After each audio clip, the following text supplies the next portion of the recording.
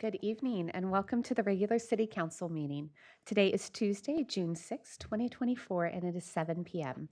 Regular meetings are generally held on the first and third Tuesday of each month in City Council chambers here at City Hall. City Clerk Assistant, will you please call roll? Yes, Mayor. Councilmember Genoway, Here. Councilmember Johns, Here. Councilmember Winstead, Present. Mayor Pro Tem Otto, Here. and Mayor Jennings. Here. Thank you. We have a quorum. Thank you so much. Now I'd like to invite Chaplain Serena Cummins from the Orange County Sheriff's Department to provide this evening's invocation, followed by Junior and Brownie Troop 2631 to lead us in the pledge. All rise, please.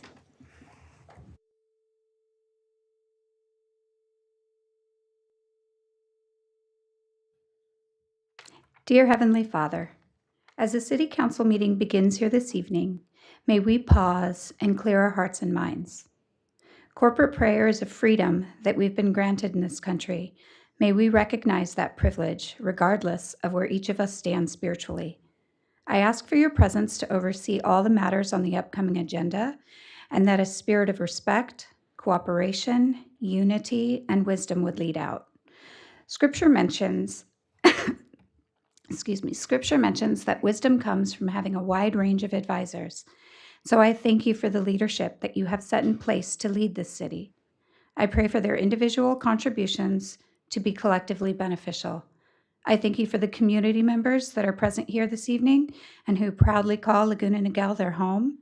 And I also pray specifically for the city's law enforcement and all first responders and ask for your hand of protection to be over each of them as they continue to serve and protect the city of Laguna Niguel. May our gratefulness and appreciation of one another be evident here this evening. It's in your name we pray. Amen.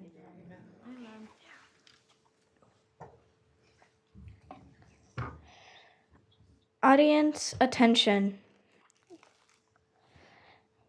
Color guard advance.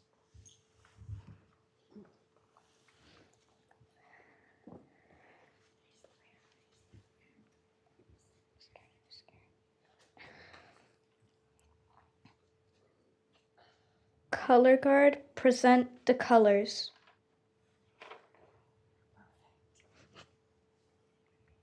Would the Honorable Mayor, City Council members, and audience please join in the Pledge of Allegiance?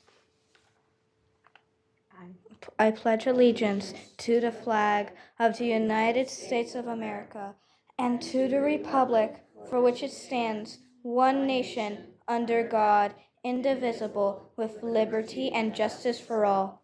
Audience may be seated. Thank you so much. And ladies and leaders, if you'd like to come forward, and we are going to come and meet you. Catherine, have them step forward a little bit more. Step forward a little bit more. Oh, have the girls step forward. No, just tell them when you go. She was just saying, just, yeah. Okay. Fall Mayor. There you go.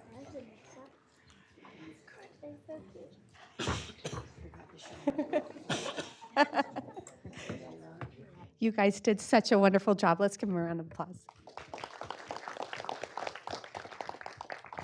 And so if you don't mind telling us your name and what you're loving the best about summer so far. My name is Lucy, and my favorite part about summer is spending time with my family and friends. My name is Catherine, and my favorite part about summer was going to Lake Arrowhead. My name is Emery, and my favorite part about summer is all the summer camps that I get to do. My name is Maddie, and my favorite part of summer is spending time with my family and having fun. Let's meet the leaders. Oh, no. You want to introduce us? Let's meet our leaders.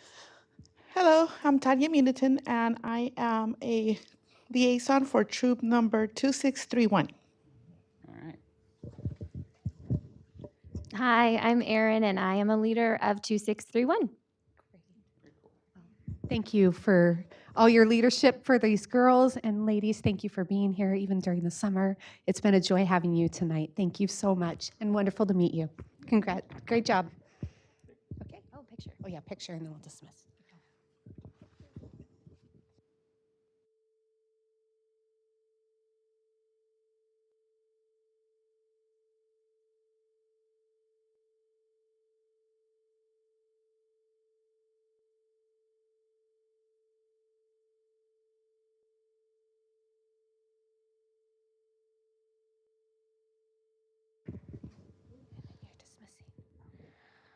color guard dismissed.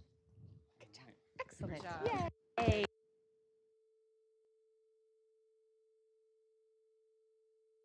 Fantastic. Thank you so much for being here tonight. So this evening, we have one presentation. The presentation this evening is the Laguna Niguel Cares Proclamation, which is being presented to Orange County Rescue Mission for the month of August. To accept this proclamation, I would like to invite Bryce Beshore to please join the council. Come on down.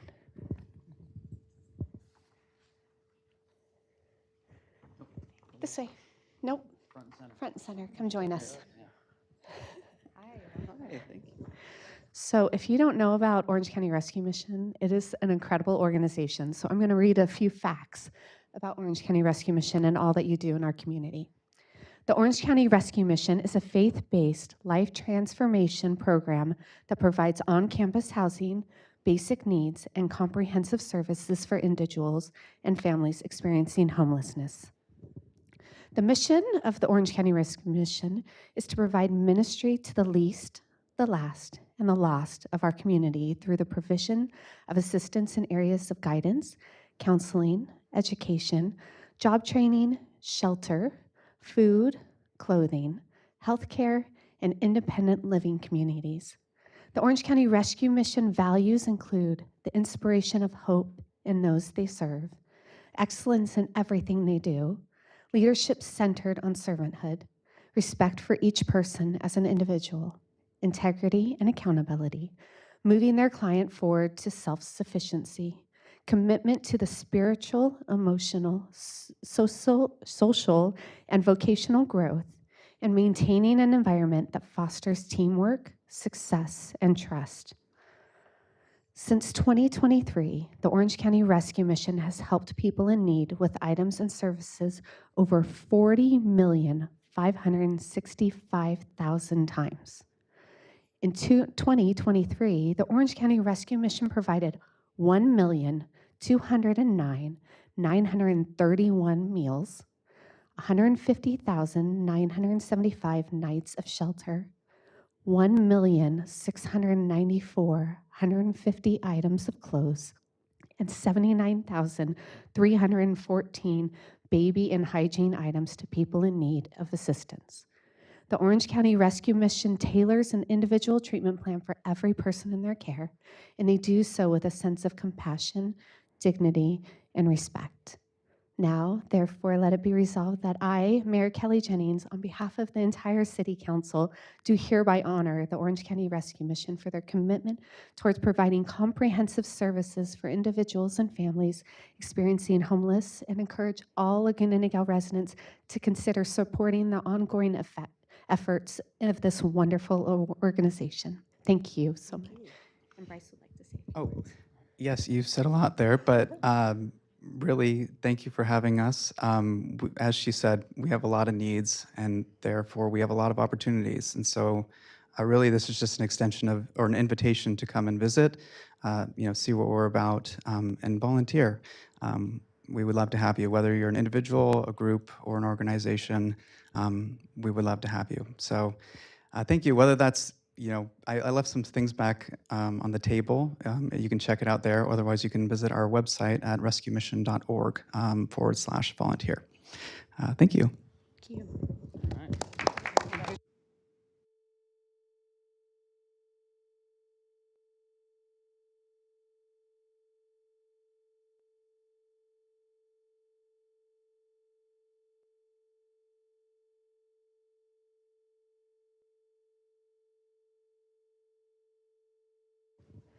Thank you, Bryce, so much. Thank you for taking time out of your night.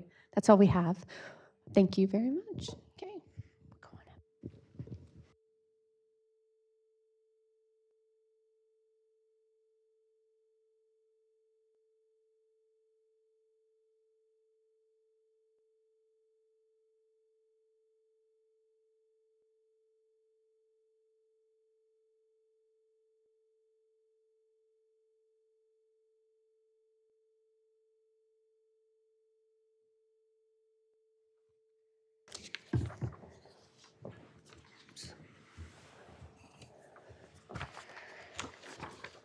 Okay.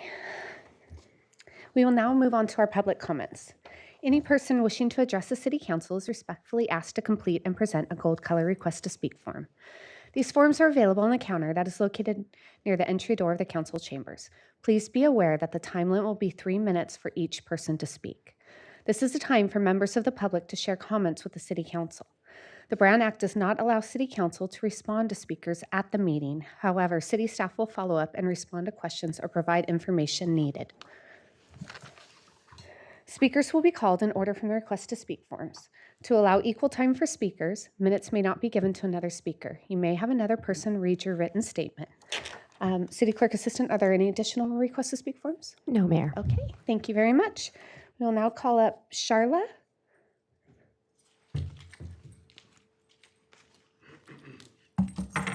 Hello, my name is Charla, and I'm a resident of Laguna Niguel for 25 years. I live over off Hidden Hills and Niguel Ranch Road.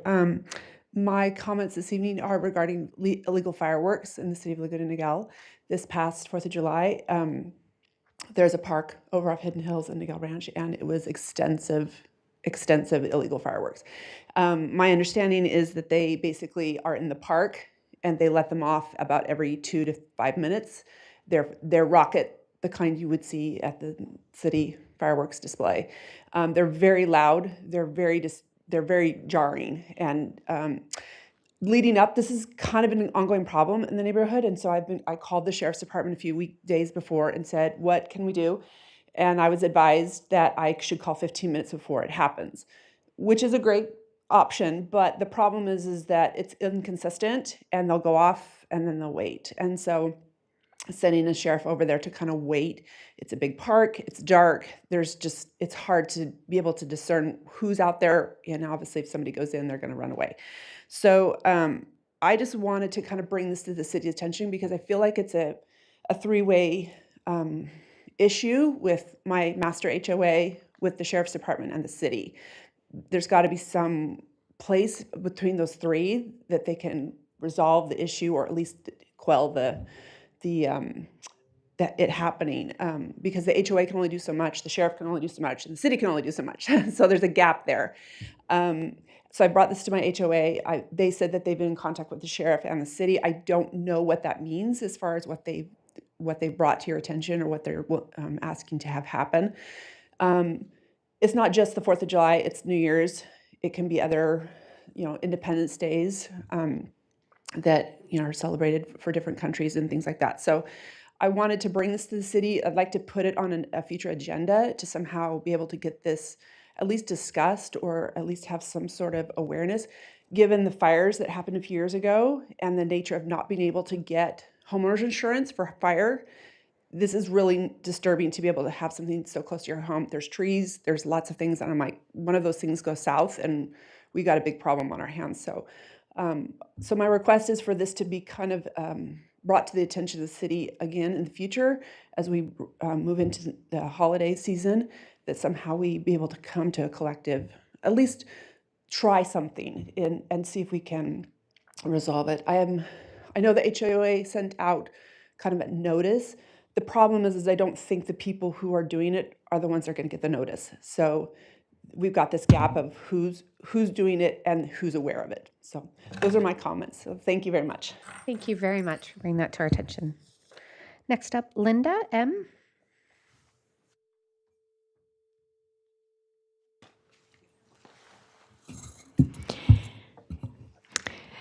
Good evening, Mayor and City Council members. My name is Linda, and my colleagues and I live in Orange County, and volunteers are volunteers with United Sovereign Americans, not spokespersons. United Sovereign Americans is a nationwide organization with thousands of active volunteers in over 20 states.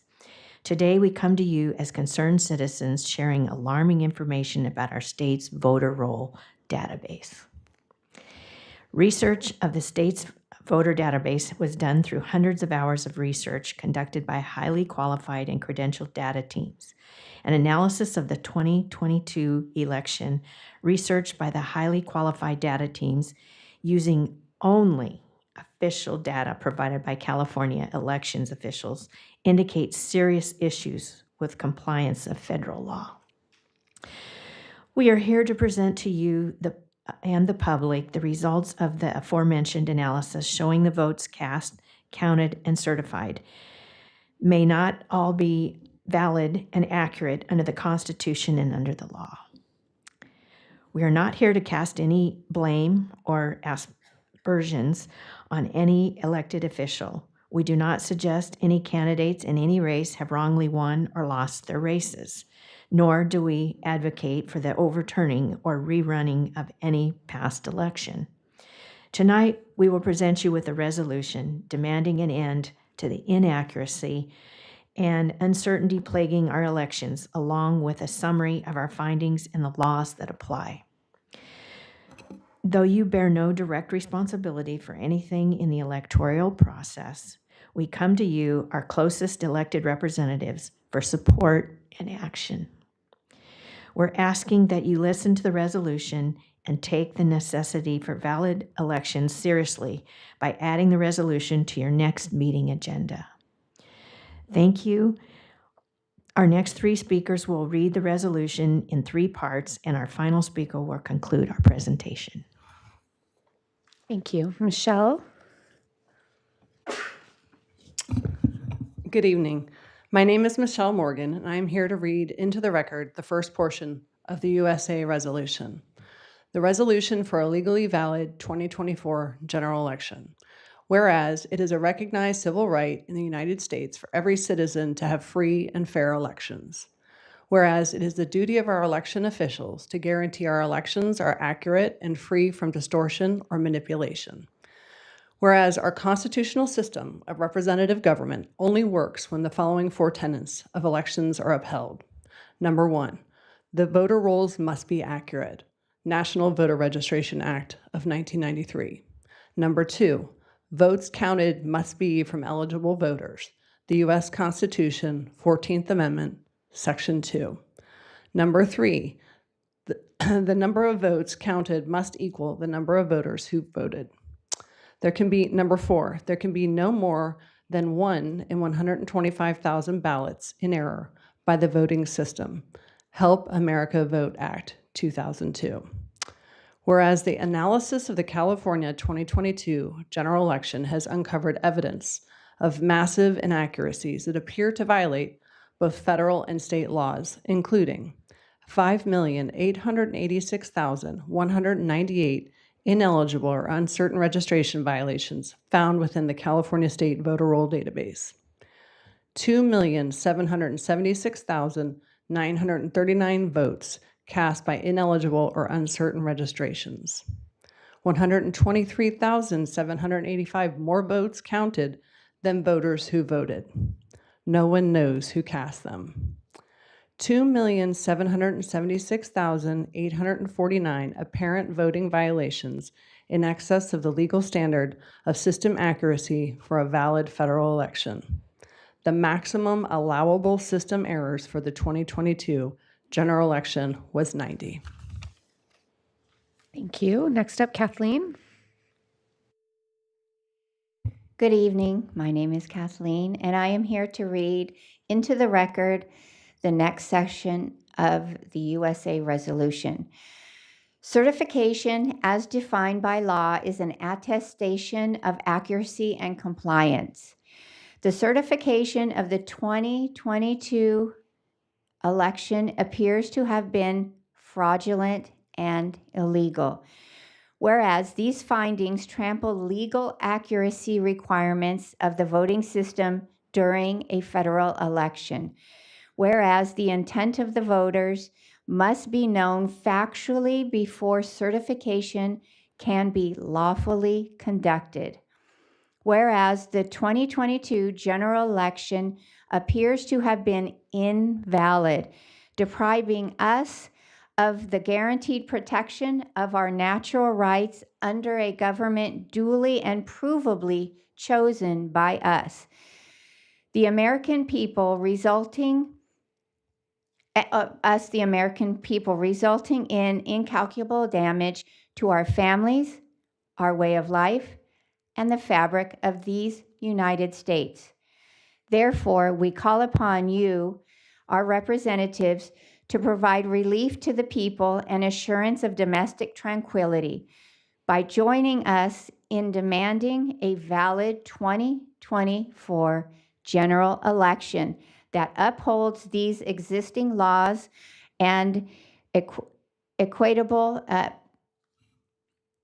principles of law. Number one, proof of citizenship, identity, and eligibility required to register and vote, not anonymous attestations.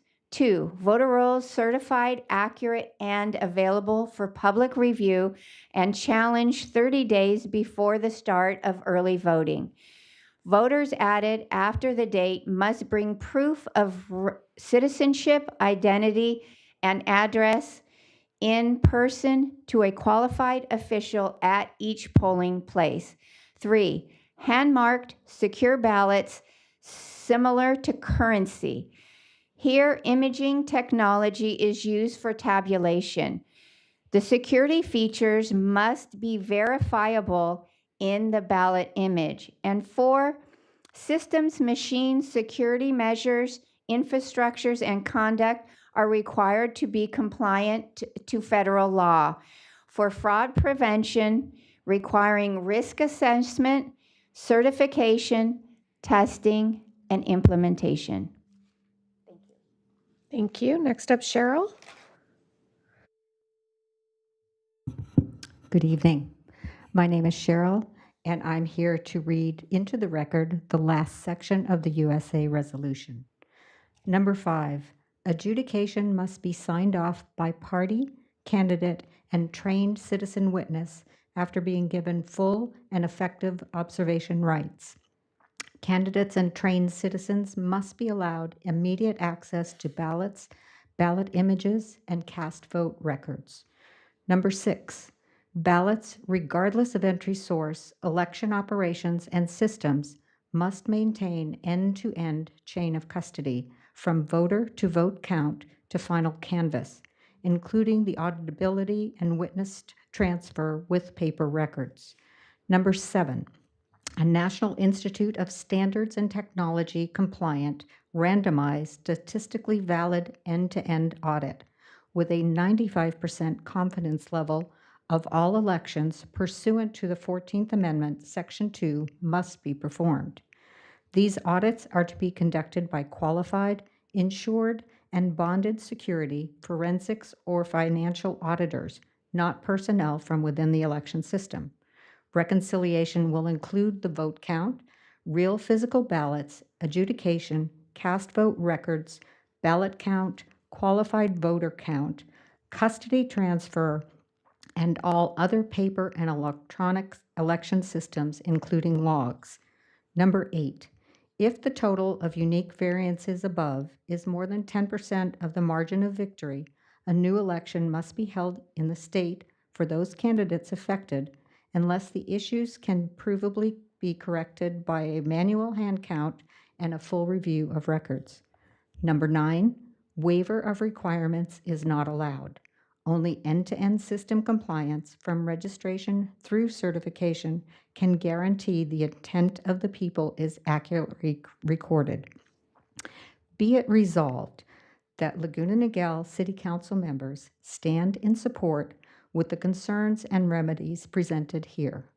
We employ the City Council, Board of Supervisors, California legislation, federal legislatures, law enforcement, federal and state prosecutors, judges, and both California Secretary of State and county registers of voters to cooperate and fulfill these firm requests of the people. Thank you. And next up, George.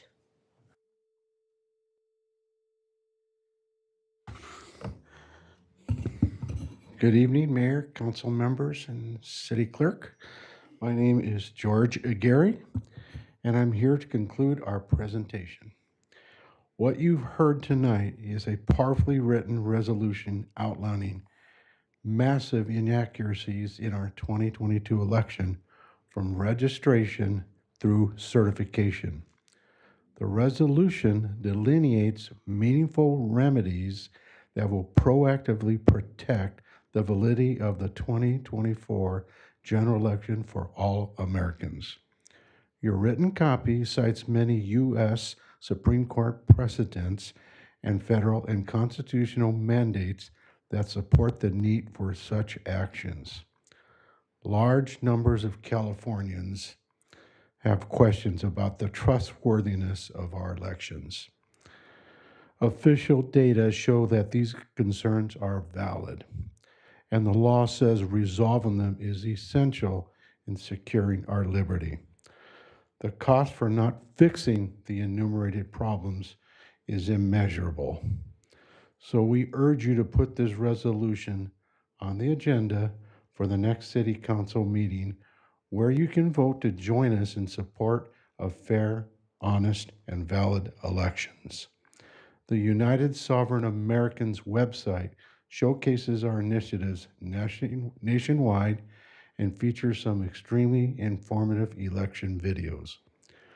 We urge you to visit uniteforfreedom.com and learn more about our organization and our goal to restore valid elections throughout our country. That's unite4freedom.com.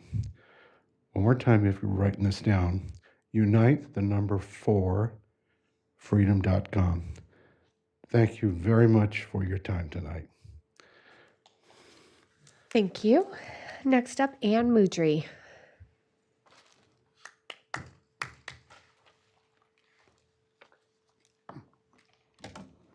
Hi, I'm Ann Mudry, residing in Rolling Hills, Laguna Niguel, for 41 years. I want to thank everyone on the City Council for the lovely trees on the media on Greenfield, one of the entrances to Rolling Hills community. They're lovely. I don't know the name of them. Also, my thanks to Councilman Ray Genoway for talking about me in the main council meeting about the Volunteer Appreciation Party. I'm making rose flower boutonnieres for the City Council members, Chamber of Commerce of Laguna Niguel, personnel, and anyone I knew. I love doing it. I'm your official flower designer. Same time, same place, next year. Thank you. Thank you, Ann. Thank you very much. And our last public comment, Cindy Dopf.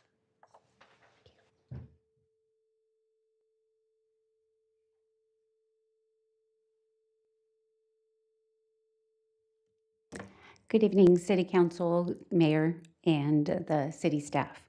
My name is Cindy Doff. I'm a longtime resident of Laguna Niguel. I've lived here for 26 years. I want to bring to the council's attention a recurring sinkhole that has occurred 4 to 5 times over the last 20 years at the top of the cul-de-sac on the street that I live on via Portola. Each time reported, MCE maintenance comes out and fills the hole and patches the asphalt. To my knowledge, no investigative testing has been completed as to the underlying reason this continues to occur. With the recent undermining of La Paz, which has closed 2 lanes for a couple of years and changed the entire street pattern, in addition, there have been 2 water main breaks causing sinkholes at Rancho Niguel and Pacific Park Drive, which closed traffic and created a dramatic response.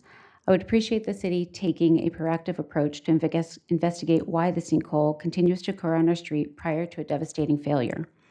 I reported a 3-foot wide by 2-foot deep complete asphalt failure to the Orange County Sheriff Department on June 15th and appreciate their quick response to place cones over the area and have MCE out once again.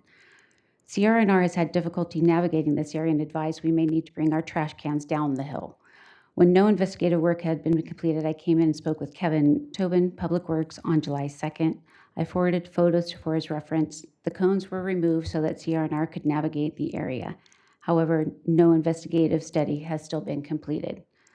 I would advise it was on the city's next asphalt phase to be addressed by the end of the year. I would appreciate if somebody could actually make more proactive before, because we're at the top of the hill and before the rainy season starts. Thank you for your time. Thank you very much. We'll follow up. Thank you. Okay, public comments are now closed. We will now move on to our consent calendar. Per the requirements set forth in the Brown Act, I must read aloud that consent calendar item number 7 is an amendment to the city manager employment agreement, which includes a salary and a merit increase and a one-time non-pensionable performance bonus.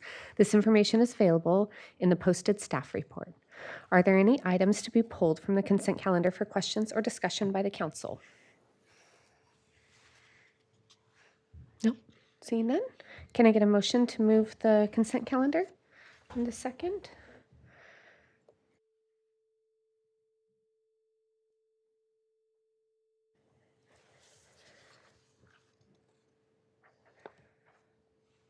Gene, you gotta vote. Okay, motion passes. Thank you very much. We will now move on to our City Council discussion item. Our City Council discussion item this evening is the adoption of Resolution Number 2024-1489 supporting Proposition 36. This item was a request by Council Members Genoway and Johns. Councilmember Genoway, would you like to start by providing us with the information on this item? I would actually like Councilmember Johns to start. He'll kick us off, and then we'll have time for questions and then go into discussion. Fantastic. Thank you. Councilmember Johns. Thank you. We placed this resolution on the agenda to discuss both Proposition 47 and 36. I'm just going to make a brief statement. The resolution actually says everything it needs to say, but I'll make a quick, brief statement. Proposition 47 passed on November 4th, 2014. It was known as the Safe Neighborhoods School Act. It was anything but that. This experiment was created by the director of the Stanford Justice Advocacy Project. They called it the Criminal Sentencing Misdemeanor Penalties Initiative Status. I'm not sure what that is. They said in the long term, this reallocation of resources would significantly improve public safety. As we all know, 47 has done pretty much the opposite of that. The primary aim of Proposition 47 was to, 1, ease prison overcrowding, and 2, adopt alternate sentencing methods for nonviolent crimes, specifically theft and drug offenses. Proposition 47 led to the early release of more than 3,000 inmates from California in the last 10 years. Proposition 47 was an experiment. It was a complete failure. Proposition 36 is a good start to correct this failure. Thank you. Thank you. Do we have any questions for Council Members Genoway or Johns? No? Okay. I will now open public comments. We have one request to speak form. City Clerk Assistant, are there any additional requests? No, Mayor. Okay, great. May I please call Scott Alvey, please, to come up?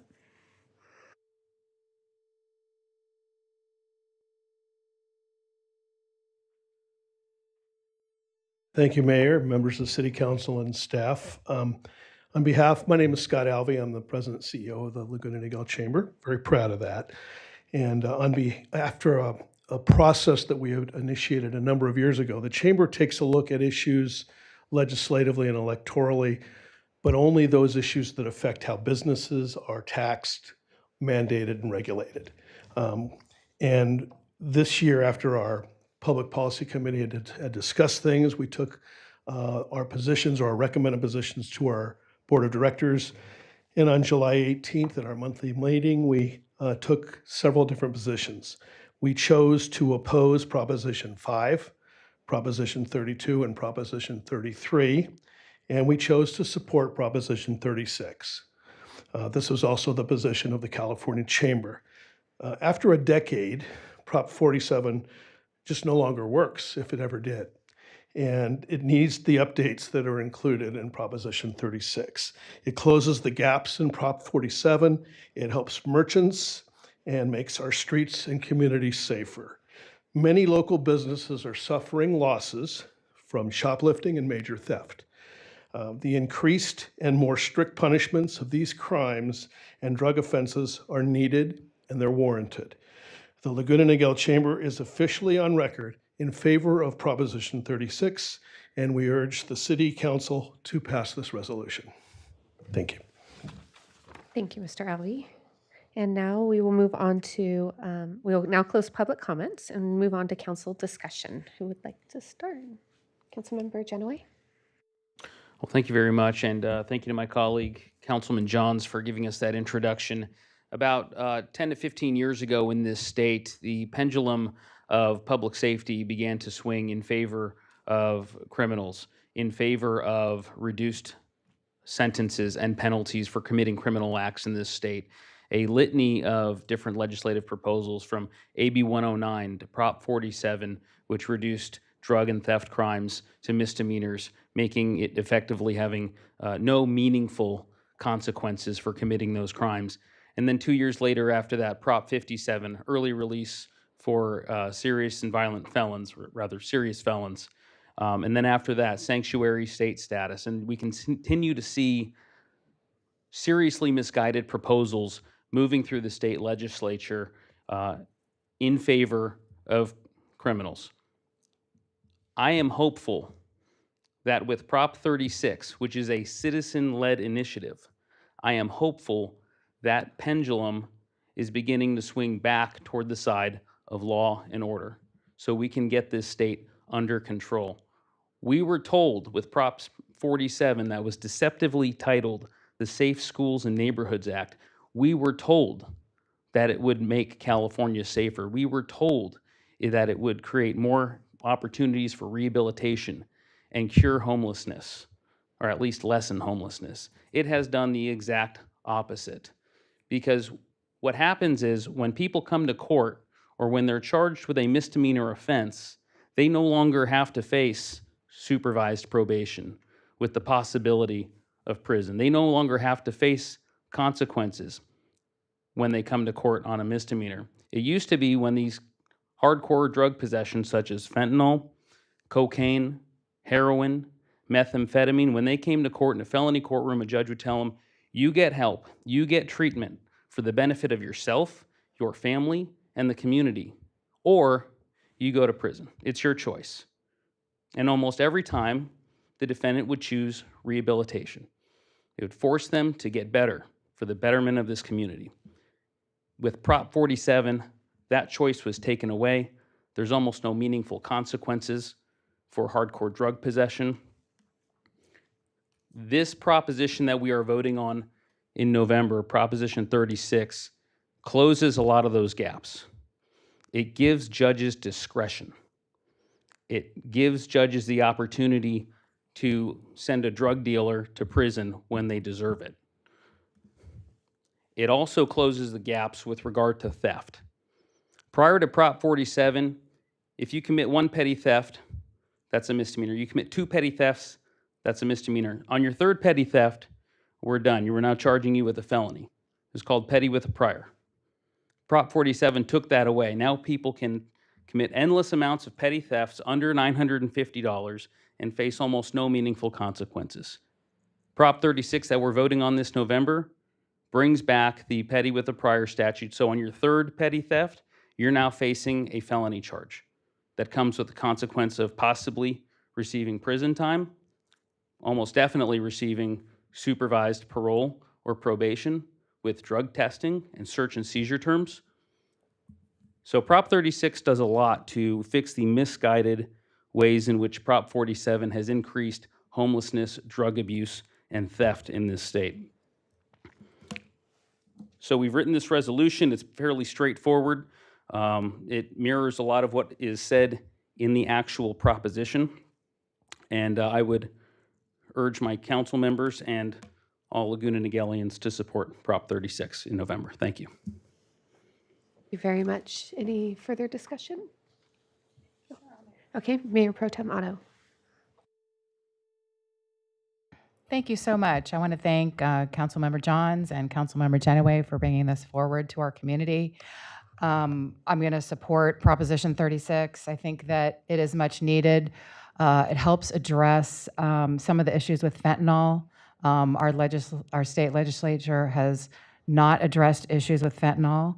I know that legislators here in Orange County, in a bipartisan way, support addressing some of these issues with fentanyl, which is a terribly scary, deadly drug, especially for parents who have young kids. There's bipartisan support for this proposition. Big city mayors in San Francisco and San Diego are supporting it. And basically, the reason why I support Proposition 36 is because as your city council member, one of my very basic duties is public safety and to protect you. And that's something I want to do. I want to support public safety, and I want to make you feel safe. And so I think supporting Proposition 36 is a good positive thing for our community. Thanks so much. Thank you. Councilmember Winstead. Thank you. I'm also in support of Prop 36. I think it's common sense. It helps reverse a law that might have had good intentions at the beginning, but has turned out to not work well for the public and support our safety in application. I appreciate that it is a move in the right direction. It addresses the mental health needs of our community. It should help reduce homelessness. I am a little bit confused why there are LSD and mushrooms are not considered hard drugs. So I'd say it probably doesn't go enough in that direction, but I do think it's a move in the right direction. So I'm also going to be in support of Prop 36. Thank you very much. Yes, Councilmember Genoway. Just want to make one more comment that I forgot to say during my comments. One thing I really like about Proposition 36, over the last year and a half or so, you may have heard of an effort spearheaded by State Senator Tom Umber called Alexandra's Law. And this is a proposal to do what we do when somebody is convicted of a DUI and they are advised of a Watson advisement, telling them that if they continue to drink and drive, if they drive under the influence and another time, and somebody is killed, they could be charged with murder. Prop 36 does the same thing for sellers of fentanyl, that if you knowingly sell fentanyl and somebody dies as a result of that, you could be charged with murder. It puts these drug dealers on notice that they could be facing the most serious charge in the penal code if they continue dealing fentanyl. So that's just one other good part of Prop 36. Thank you, and you touched on my point, and thank you so much, Councilmember Johns and Councilmember Genoway. This is something that should have happened long ago, and I'm grateful that it will be on the ballot in November. So I encourage everyone to please share this information with your friends, and please tell them to support this. In addition to that, I was reading, as I was doing research on the DEA's website, and they were talking about fentanyl and all these man-made drugs are the worst they've ever seen in the history of drugs, and it's worse than cocaine and heroin. So this is a really big deal, and I'm really grateful that they added that portion onto this. So I'm in full support. Do we have any other further comments? And thank you very much for your leadership on this, gentlemen. Thank you. Can we get a motion to move this item?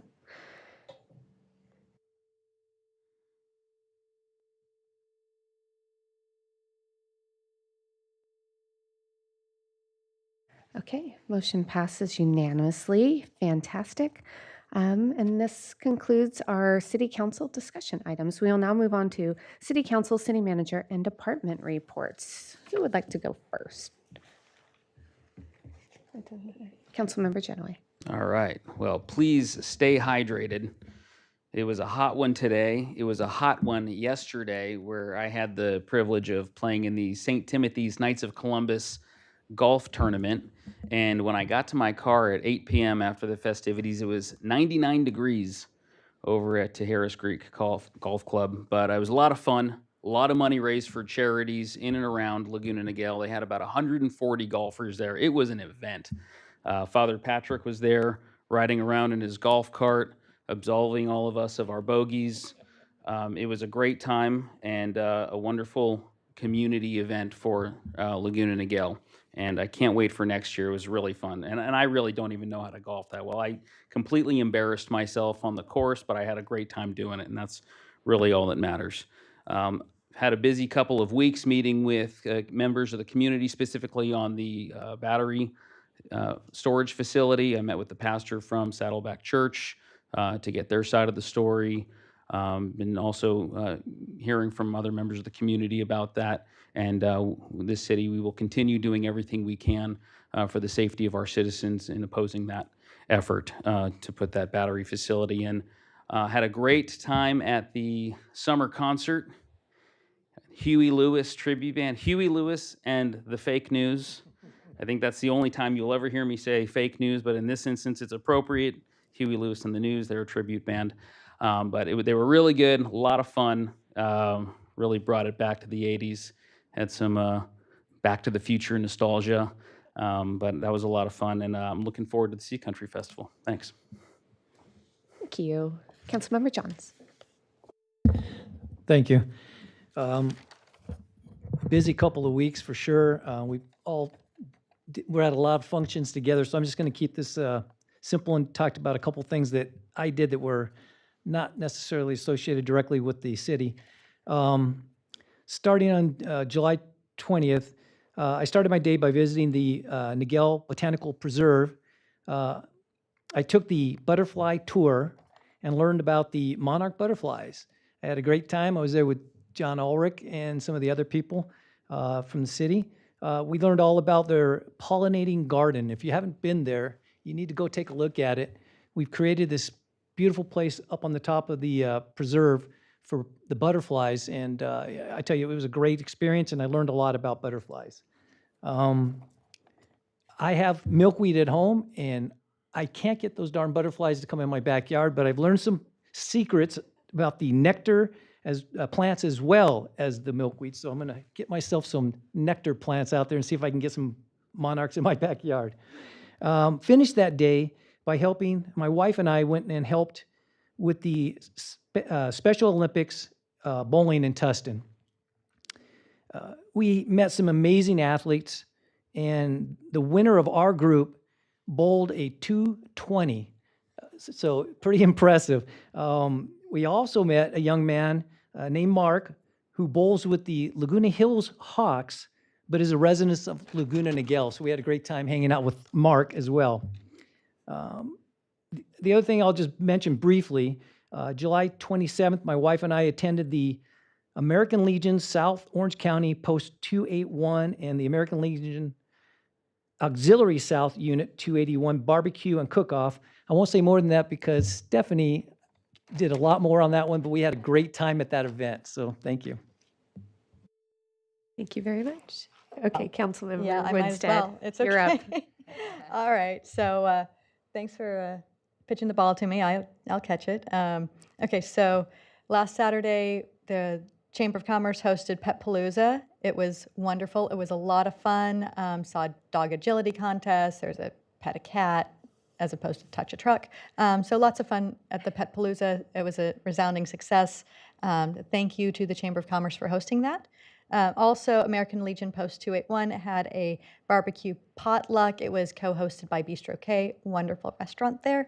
And I need to brag on my hubby who smoked 2 briskets, and I was up with him. We were up about every hour and a half to make sure that those things were smoking all night long. Want to share that tomorrow night is Living with Local Wildlife. So the city's hosting that. I believe it's at 6 o'clock, something like that. Okay. And then also school starts August 20th. So everybody, please be patient, plan ahead, stop when buses are flashing their red lights, and stop at crosswalks and don't drive in there. I've got a friend who's a crossing guard, so be careful. Also, I'm very thankful to our city staff. La Paz is going to open ahead of schedule, so very excited, so great job. And last is also in your wheelhouse is the Bicycle Green Zone pilot project. Looking forward to seeing that come online, seeing the safer bike lanes that are gonna be around the Ziggurat project, along La Paz and Alicia and Aliso Creek. So in that area, it would be really nice if our neighbors in Aliso Viejo would extend that bicycle green zone project up Aliso Creek. So that way all of the bicyclists that going to the schools, to the high school and to the middle school would have a nice, safe, green road that they can ride on when they're going to school. So that closes it. Thank you. Thank you. And Mayor Pro Tem Otto. Thank you, Mayor. I attended a community meeting that's run by the Laguna Heights HOA here at the Crown Valley Community Center to oppose the battery facility. I continue to help and support that HOA, and they're organizing towards opposing this battery facility. Rumors are they might do another event at the end of August, so we'll stay tuned for that. Also attended the Chamber of Commerce Pet Palooza. I loved the regional park as a new site for that, so I think everybody was happy with that. It was a wonderful event. Also attended the American Legion Barbecue. It supports their Boys and Girls State program that was supporting their youth programs, and so that was really fun. And thank you to Bistro K for hosting that. I volunteered for Working Wardrobes Power Up event in Santa Ana, and it's a great time. If you get a chance, they have these events every so often, and I got a client to help who was going to go out on a job interview, and I got to help wardrobe. Yes, it was really moving and fun to take that person under their wing and help him pick out his interview clothes and wish him the best. ACCOC had a legislative roundtable in Irvine with members from the Orange County State Delegation that I attended. This is the second year in a row that I've attended this event, and it's great to hear from some of the delegation on what is going to be happening in Sacramento over the next month. We've got a lot of few comments on some of the construction on Molten Niguel, the pipe that's being replaced by Molten Niguel Water. And I did follow up, so to clear that up, the current road is a little uneven, and I've been told it will be smoothed. But they have to finish the whole way before that is smoothed, and so it will be smooth. The final paving work will be done in February and March of 2025. So, but I have some great news on homeowners insurance update. So if you all may recall, back in February 2023, we all agreed to send a letter to Ricardo Lara, our state insurance commissioner, to ask for to increase the FAIR Plan. The FAIR Plan is the state insurer of last resort, and our HOAs are having a lot of trouble having their individual buildings be covered if they can't get traditional insurance.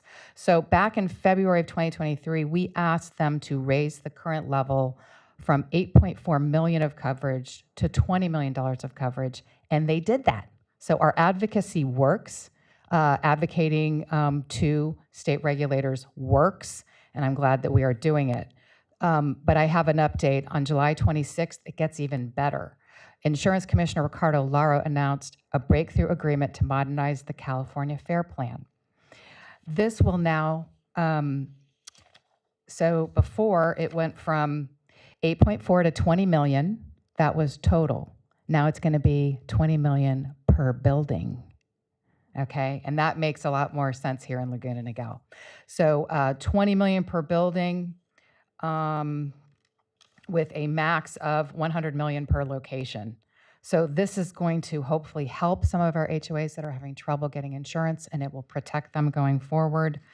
And all this stuff with homeowners insurance affects the affordability of where we live.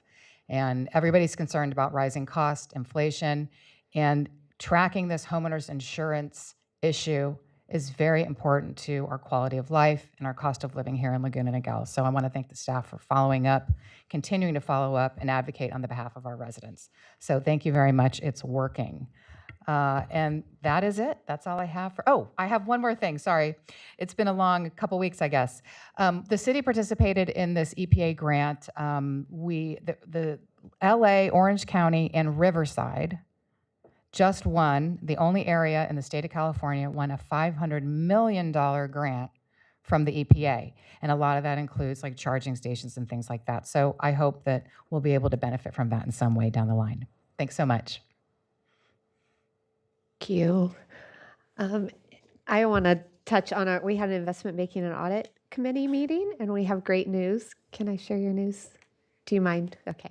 Our investment returns at a 550% increase over our projected fiscal year of 23-24 amount prior to the change of our and it's because of the change of our investment strategy. And this is all attributed to the city's focus on strategy to obtain the highest yielding securities available in the current environment. So thank you. Great job, Director Aurelius, and to you and your team. Thank you for keeping us so financially strong in all that you do. So thank you. I really appreciate that and the leadership. And thanks to our Parks and Rec team for such a fun summer so far. So I'm very excited. We've had a great time. And next we will move on to city manager and department reports. That's the perfect lead-in to our department report this evening by Parks and Recreation Director Harmon about the festival. Thank you, City Manager Letourneau. Madam Mayor, members of the City Council, the Parks and Recreation Department is very excited to host the 3-day Sea Country Festival from Friday, August 23rd through Sunday, August 25th. Please bring your friends and family to experience this end-of-summer event as we have excellent music, fun carnival rides, lots of games, a ton of food trucks, and much more. Daily unlimited ride wristbands are available now and can be purchased through August 22nd for $35 each at Crown Valley Community Center. For more information on this wonderful community event, please visit the Sea Country Festival webpage on our city's website. And we can't wait to see you there. This concludes my report. That concludes our reports for this evening, Mayor. Thank you so much. And it is a fantastic weekend. I'm looking forward to this year. I know it's going to be new and improved. So I'm very excited about all the new opportunities. So thank you for that. And on a sad note, tonight we will adjourn our meeting in memory of Mr. Bob Hall, a lifetime public servant that served the city of Laguna Niguel as our interim city manager in 2019. He was a well-respected, hardworking, and kind man, and we are so saddened by his loss. May he rest in peace. We are now adjourned at 7:57. Thank you.